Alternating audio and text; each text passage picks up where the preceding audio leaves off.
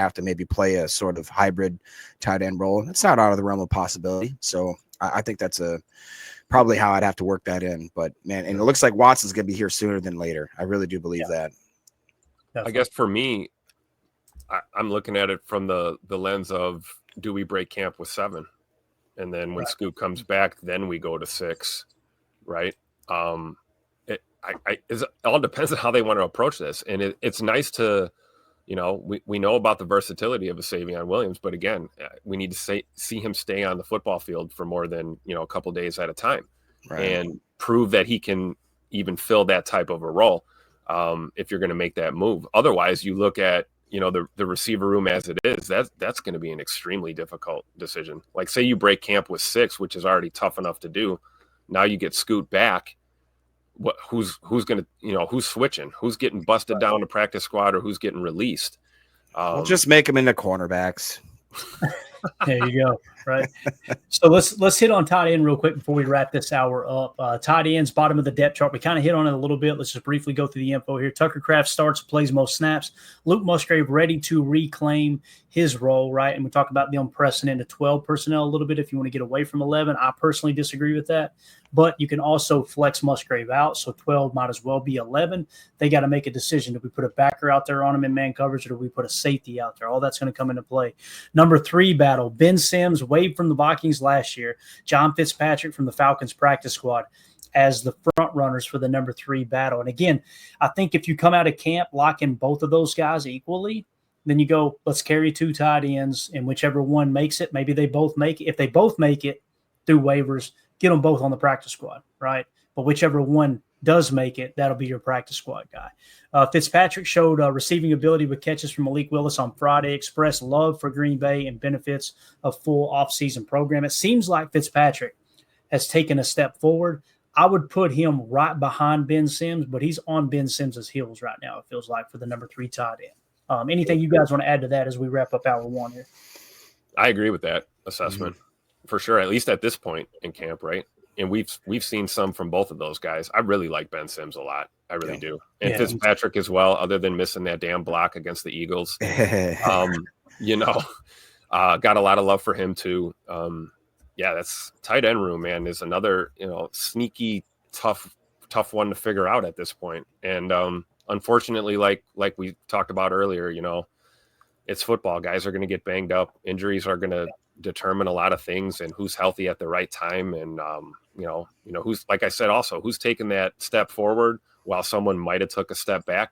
At the same time, roster can tilt very, very rapidly as you progress through the preseason. So tight end battle is something to keep an eye on. I agree with the assessment that Fitzpatrick is right on Ben Sims' heels right now at this point. We'll see how it plays out. Yeah, you guys know that. I mean, I was a Ben Sims fan from the start, and I think that he's just done enough to maybe I don't know if he'd get poached. I don't think he's done enough to quite get poached, but he's done just enough so that the Packers may not want to let him even have that opportunity.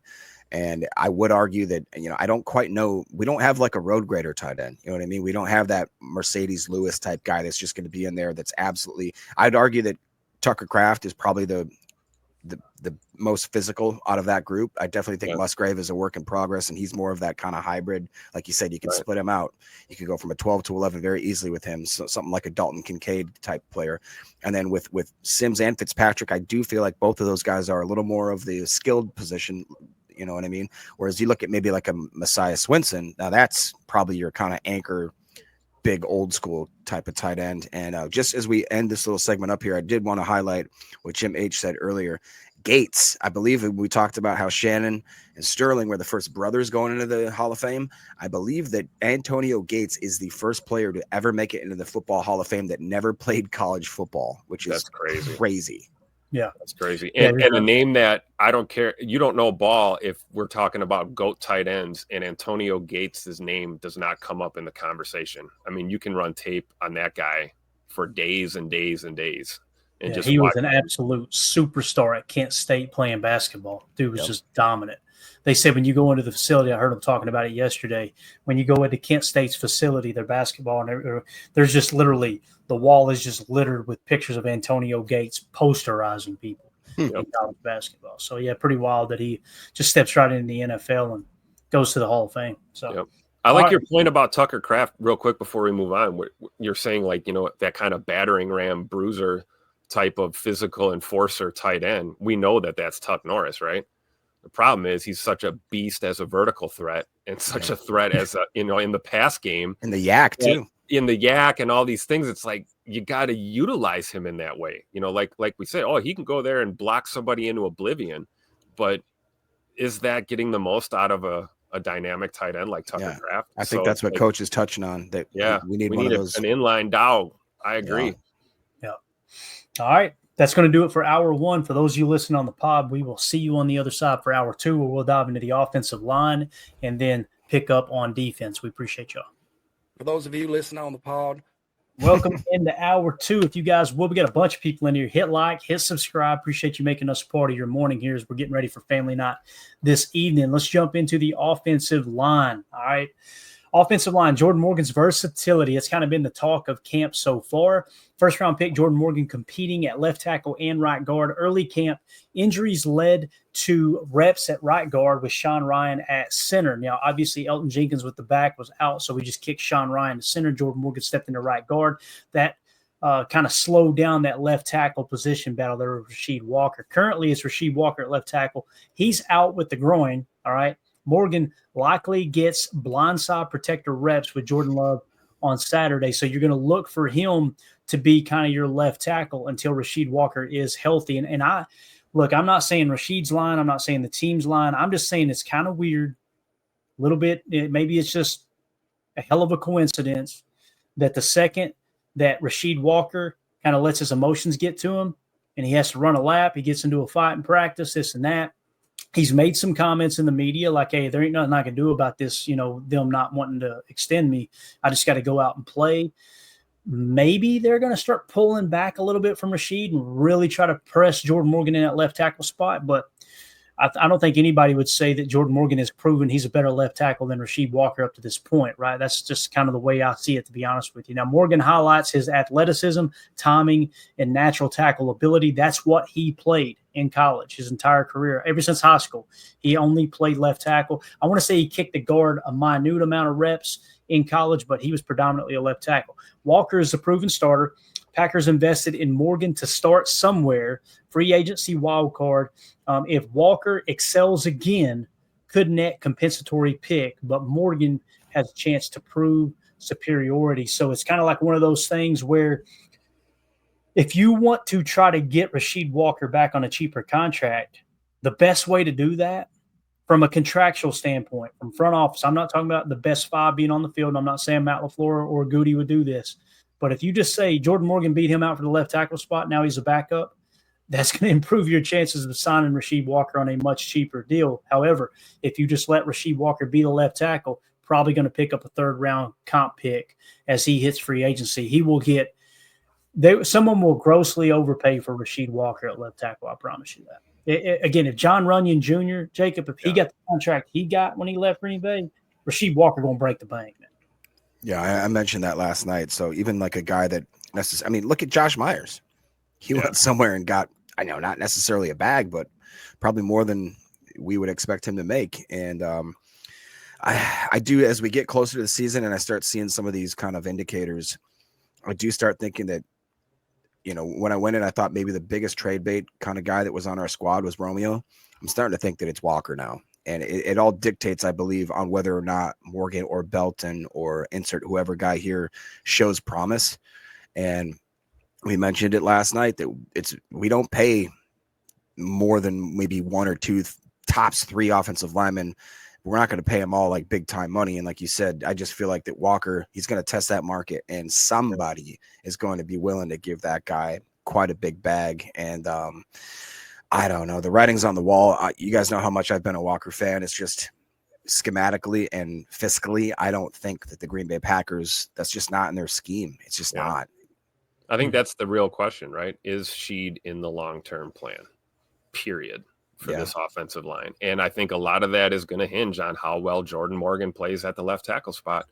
I can tell you right now, if I was a betting man, which I am from time to time, I would be willing to bet that when we line up against the Jets, I think Jordan Morgan's going to be your starting left tackle that day in that first preseason game. At least I would hope so, and get to really see a big chunk of reps from him at game speed at that position to really kind of get an understanding of do we really have a long-term viable option at left tackle? And if we do, like Clayton's saying, yeah, he wins the job this year. Sheeds, play this year as a backup, and then we'll see how negotiations go moving forward. I agree that there's teams that would probably overpay Rasheed Walker, but I think all of this is going to hinge on Jordan Morgan's ability to effectively play left tackle for the Packers. Yeah, Fishy Things says, yeah, we can't afford Walker next year. I agree with that, Fishy Things. However, if you move on from Elton next year, you free up $20 million in cap space. You could probably get Rasheed Walker. If you went to him with the deal right now, you could probably get him to a cap hit of somewhere this year. You could amp it up to $7-8 million, kind of like what you did with Zach Tom. And then next year, probably fall in the range of somewhere between $11 to $17 million cap hit. And Elton moves on. We keep Walker. Now, if you're going, there's no way they'll let Elton walk. Guys, his cap hit jumps to $28 million next year, and they refuse to guarantee any of the money. The writing's kind of on the wall. Yeah. Now, if he goes out and he's top 3 center this year, they're going to have to probably convert some base salary to signing bonus, play a little cash over cap, and keep him at least one more year. Yeah. Do you guys in the chat or possibly Clayton or Tim, did you guys remember how old Corey Linsley was when we let him walk? Ooh, that's a great point. Because that's what, you know what I mean? Like around dirty 30, right? 30, that was what 31. I was thinking. And he still had some years left in him, but not enough where I think the packet that, I hate to admit it, but I think what Clayton may be sniffing there smells probable. The fact that they're setting themselves up to kind of make that transition. But, I'm just a guy. I don't know. I'm just a guy. Here's a guy. If it's a song or not, but we got the Parsons trade conversations keeps popping in the chat, right? Flossie says trade Lloyd and LVN. Oops, sorry, you're good. Trade Lloyd and LVN and a second for Parsons. Now here's my question to you. No, I disagree. Oh no. Here's my question to you, Flossie. Would you be willing to trade Parsons for Lloyd, LVN in a second? I guarantee your answer would be no, right? Yeah. So you got to look at it both ways. I mean, the trades in the NFL, they work for both teams, right? Good trades, you come out going, both teams came out good there. They want to keep Parsons, and I don't think they would be willing to, take a second-round pick, LVN and Lloyd, if you're so down on those two players. I personally am not down on those two players. Lloyd has had horrible luck at staying. I mean, guys, his appendix ruptured. He had emergency surgery on his appendix. Ain't much you can do about that, right? In terms of LVN, go look at what LVN did the second half of the season in terms of pressure rate. And again, you're looking at Parsons playing in a defense where they're saying pin your ears back and go. And Hafley with his defense was going, hey, guys, play the run first. So don't be surprised if you get Parsons in here. He can't play run defense as well. Because that's something LVN did pretty well. Forget what PFF says for a second. Yeah. Go watch the tape on LVN the second half of the season when he actually got a solid starting run. And that was playing with a broken thumb where he couldn't even hardly use his hands for his block shedding and his pass rush ability. I'm not saying LVN is as good or better than Micah Parsons. I would never say that. But the thought of giving up Marshawn Lloyd, former, what was he, a second-round pick, guys, or third round? Third round, right? Yep. Former third-round pick, first-round pick in LVN, who you're just now getting to see because you finally moved on from Preston Smith, right? Yeah. And Marshawn Lloyd was, with all due respect, Marshawn Lloyd was probably the best back in that draft class. According to Daniel Jeremiah, former NFL scout for the Baltimore Ravens, he was. That's what he said, And then you give up a second-round pick. And here's the way I look at the second-round pick. Would you be willing to trade Edgerrin Cooper, LVN, and Marshawn Lloyd for Micah Parsons? Sure. Hell no. Nah. Would you be willing to trade Christian Watson, LVN, and Marshawn Lloyd for Micah Parsons? Hell no. Wouldn't do it, right? That's the way I look at that. And people go, well, it doesn't mean it's going to be a slam. No, but you're using a second-round pick to try to get a good football player. That's the point, right? So don't worry, nobody's listening anyway. And by the way, you got to pay Parsons $40 million per. Right. Nah. This doesn't make sense to me. So I just got to respectfully disagree. And Flossie, I'm probably in the minority there.